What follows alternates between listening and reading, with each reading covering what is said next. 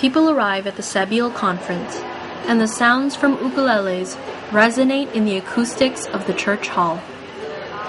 The ironic melodies could not make the Israeli-Palestinian conflict seem farther away from an island in the Pacific, but the melodies compete with the dialogue already beginning.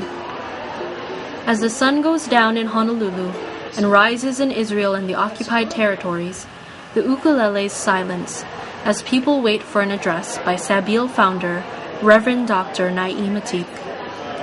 Ateek is a Christian Palestinian. He was born during the Arab-Israeli War in 1948 in Beisan. Under Israeli occupation, his family was forced to leave their home for Nazareth. Returning a decade later, his family found their home occupied by a Jewish family. Ateek was ordained 2 weeks before the Six-Day War in 1967. He founded Sabeel in 1989 after publishing his book, Justice and Only Justice, a Palestinian liberation theology, which is the basis of the organization's advocacy. According to Sabeel's document of principles, Sabeel's position is based on existing international law. Its view of justice includes the right of return for Palestinians and an unpopular two-state solution. Today, Ateek represents a Christian voice in what is portrayed as a Jewish-Muslim conflict. Theology group, but we chose Palestinian Liberation Theology Group. And so we started speaking out on behalf of the whole country, not only Christians, but also the Muslims of the country, talking about justice and peace. The Israeli-Palestinian conflict is often portrayed as a religious struggle, and though Ateek is a retired Anglican priest, he does not see the solution in religion. I don't really see us wanting to demand or even to hope that the resolution of the conflict must be based on the Bible. I don't ask for that because I don't think we can do it, because people interpret the Bible in so many different ways, and there are many ugly things written in the Bible and there are wonderful things written in the Bible. Ateek's vision does not rely on the Bible. However, he often uses biblical imagery in his quarterly publication Cornerstone. In an Easter message in 2001, he likened the treatment of Palestinians to crucifixion by the Israeli government. As a result, he has been accused of anti-Semitism. Despite this, Sabeel continues to grow, largely because Nobel Peace Prize winner Desmond Tutu endorsed Sabeel and is the official Sabeel international patron. Tutu's comparison of the apartheid in South Africa to the treatment of Palestinians by the Israeli government also earns him similar criticism. Since last visiting Hawaii 8 years ago, Ateek makes connections between the similarities of colonial Hawaii and Palestine.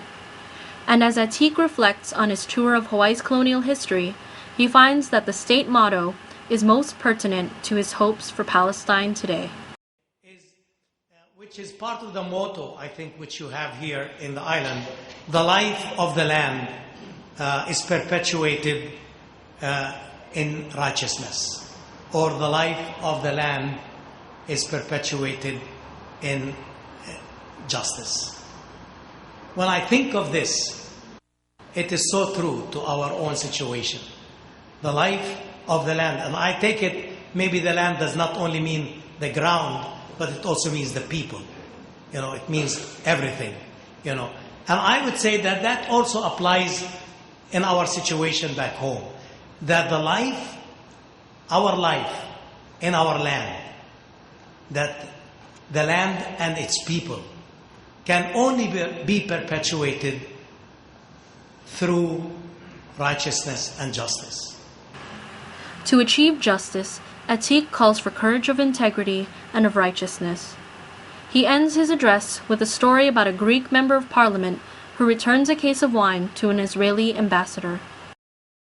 And he said, "Dear Mr. Ambassador, thank you for the 3 bottles of wine that you sent me as season's greetings.